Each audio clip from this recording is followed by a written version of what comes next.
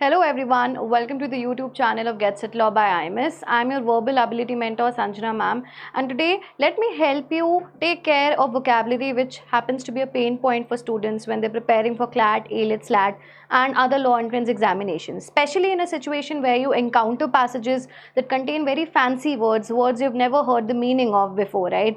And that is where you're particularly stuck and you're not able to answer the questions properly also, especially if it's a question which is related to vocab or tone. So let me just share some very good tips and tricks with you so that you're able to tackle this problem for the most part. All right, now a couple of things that you need to do. First thing is, if you really want to target long-term vocabulary problem, then the best strategy out there is for you to read. And I'll tell you why reading is important, especially if you develop an interest in reading. What happens is, whatever you read, it can be a fictional piece, it can be a non-fictional piece, it can be a report.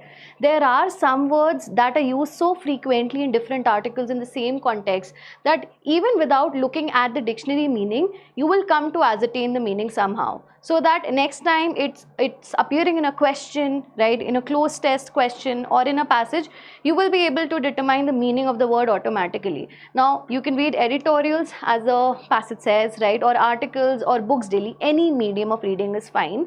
Now, what happens is, you get to learn the natural meaning of the word because you will always be prompted to look up the meaning of the word in the dictionary. So that's there. Second one is colloquial usage of the words. For example, let me give you an example apart from this example.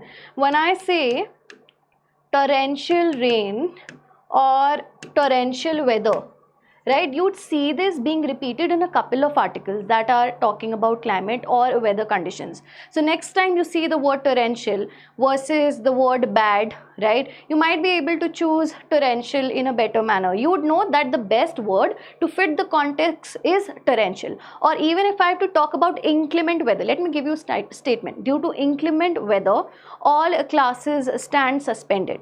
Right now, if you find this statement being repeated in multiple contexts, you'll automatically come to understand that inclement means bad weather, right? So instead of using the word bad weather, you can automatically choose inclement weather. So this is the beauty of reading newspapers, editorials, write-ups, anything out there, right? So for long-term impact, always take recourse to reading, right? Now, apart from this, for example, draconian law, so you don't say it's a draconian rule, you'd rather say it's a draconian law, right? And you would understand that draconian in this sense comes to imply strict or very rigid rules and laws, right?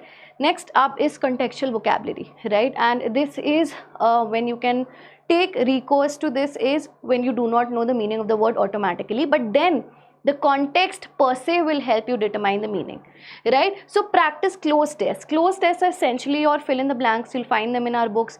You'll find them in a couple of our sessions, right? Where you need to read the statement, right, read the statement carefully or the sentence carefully, then determine the tone or the effect of the sentence. Is it a positive, is it negative? And then accordingly, from amongst the options given, 4 options given, you choose the best word which fits either the positive context or the negative context.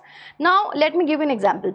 If I say right now, John was livid, right, L-I-V-I-D, and let's assume we do not know what livid means. So without any context, and there is literally no context in this statement, it's a very short statement of 3 words, John was livid. You won't be able to choose the word meaning properly unless you already know the meaning of it. But when I say John was livid when somebody abruptly slapped him, so you can understand the context now. Obviously, if somebody slaps you, you're not going to be happy about it. You'd be rather sad or supremely angry. In this case, livid actually means extremely angry or indignant. So this is how contextual vocabulary will help you. For the most part, in my experience, students tend to rely on this. So let's just say 6 months away from now, if you have your exams going on, a better way yet is still to read, but otherwise you can rely on contextual vocabulary. But the most important part according to me is already knowing the meaning of a lot of words, which will only come with good reading skills, right? So keep on reading regularly.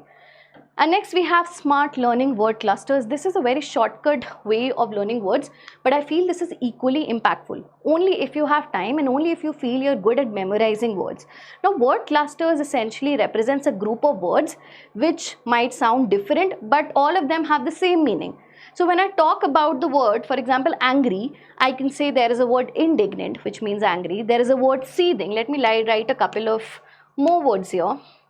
Right? Seething, which means extremely furious. You have irate, extremely annoyed and angry. You have indignant, right? You have livid. So these are word clusters, and you can find them in our books as well and across other sources. So when you're able to memorize these groups, which if you're only good at memorizing words, you should do this, right? Comes quite handy, right? Next you have happy. For example, these are just examples that I thought I'd include so that you understand things in a better manner. Elated, jubilant, right? Ecstatic, extremely happy. Similarly, you have reduce. So there's a word mitigate, there's a word curtail, right? There's a word diminish, and all such sorts of words which imply the same meaning. So word clusters is something that you can do. In fact, at this stage, I think it would be a good activity for you to keep on learning a new cluster every single day, right? So that really comes in handy as well. And extras are, which is something that goes without saying, keep on solving as many questions as you can, right? Our books will provide you with a wide array of different questions, right? Closed tests are there, and in a more specific manner, keep on solving MCQs or objective questions on synonyms and antonyms. What happens is you'd find a couple of words being repeated in different contexts, in different questions, and automatically the meaning will be etched in your mind, so much so that the next time you come across the usage of the word, you'd be able to determine the meaning simply by the visuals of it, right? And then you also have idioms and phrasal verbs. It is also an essential part of vocabulary. Now, a couple of idioms and phrasal verbs are standard ones which you should know the meaning of, and then you also have a fancy list of these. So one thing that is generally done is that for the most part we will be providing you with a list of idioms, but I feel like that's not always a very impactful way of learning it. Again, for the same, it's better to rely on context, and it's better to rely on solving MCQs and objective tests in order to grasp the meaning of idioms and phrasal verbs. Again, comes with a lot of reading also, right? And then something very peculiar is foreign words. Not that it is asked often. There was this point where foreign words were heavily asked in CLAT and AILET examinations, right? So right now the situation is that you might encounter them in your mock passages, right? The questions that we ask in your mocks or in the actual exams, but still it's only important that you know the meaning of these words.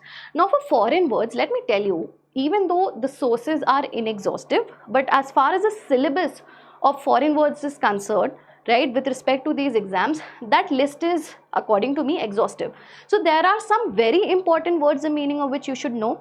And let me tell you, I've already done like a couple of very interesting videos, all in under 5 minutes, discussing various foreign words that are crucial to these exams, right? For example, there is a word called hoi polloi, right? It means the common people, right? So it's a list which you should already be quite familiar with. Then a popular word these days, you will find it in newspapers and write-ups. It's called persona non grata, which means an unwelcome person. So these are words, the meaning of which you should familiarize yourself with by going through the list of foreign words.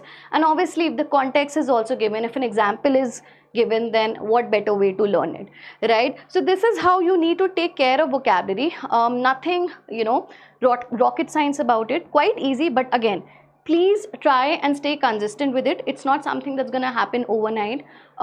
Keep solving these questions on a daily basis regularly, and you will see some improvement in your vocab skills. I hope you've understood the entire concept that I've discussed. If you have any queries, if you want to discuss anything, you can get in touch with the mentors at IMS by using these platforms. Thank you so much. Have a great day.